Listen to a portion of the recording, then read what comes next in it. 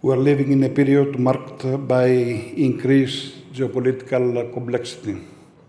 To use a maritime analogy, we are sailing in uncharted waters. We are facing three major conflicts that still have the potential for further destabilization: the continuing war between Russia and Ukraine, the Israel-Palestine conflict, and the closure of Suez Canal by the Houthis, as well as the war with Iran, all affect global trade, energy flows, and of course, shipping.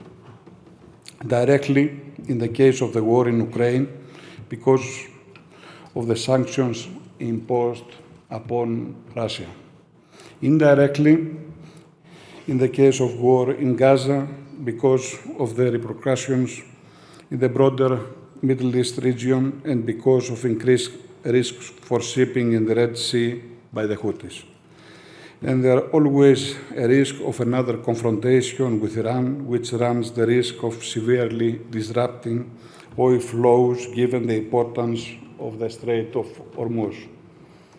To this, the new direction in American policy that has taken under Donald Trump has to be added. Trump seems to be more assertive than in his previous tenure and more ready to take initiatives that change the rules of the game, especially with his extensive use of tariffs. On the other hand, Trump seems to be more willing to end conflicts and avoid forever wars, and we need to see how his latest initiatives to discuss with Mr. Putin a possible peace agreement with Ukraine might develop. At the same time, we need to see how the relation and negotiation between US and China goes. Will it lead to some form of agreement that would help global trade, or lead again to some form of trade war? Some aspects of American economic policy are contradictory. For years, they tried to cultivate good relations with India.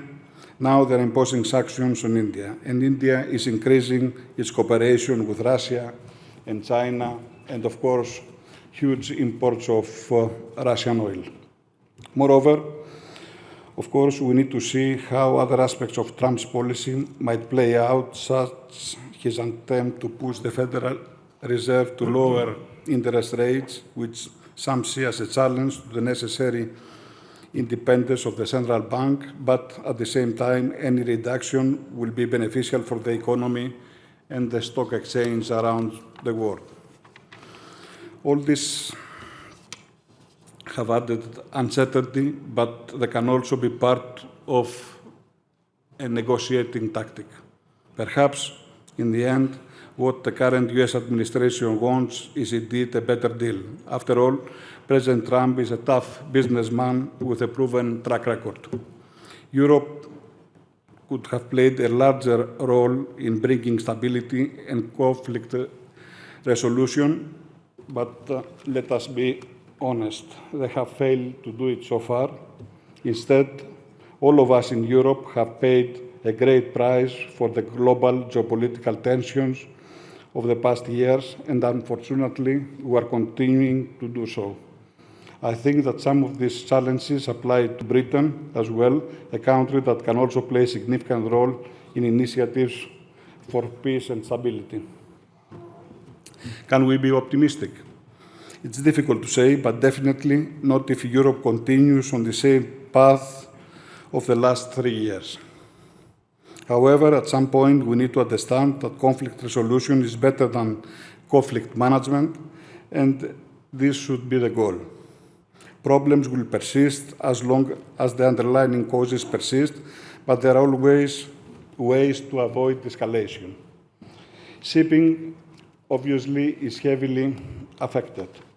Global conflicts affect trade routes, and sanctions impose specific restrictions.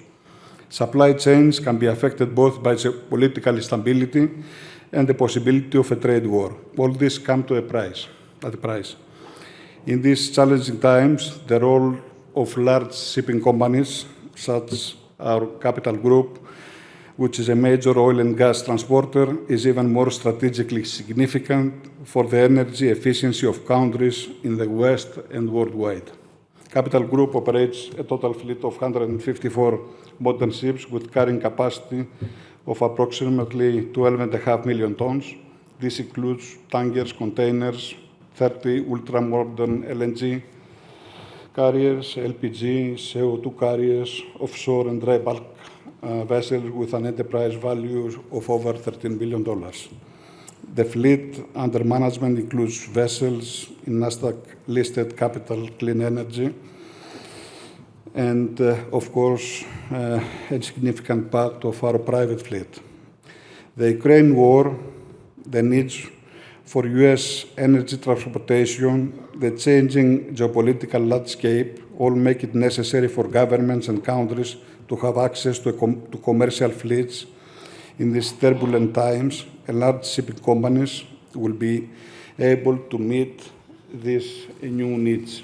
Therefore, taking into consideration the current geopolitical landscape, shipping of energy plays a critical role worldwide. It makes our world go around. Thank you. Yes.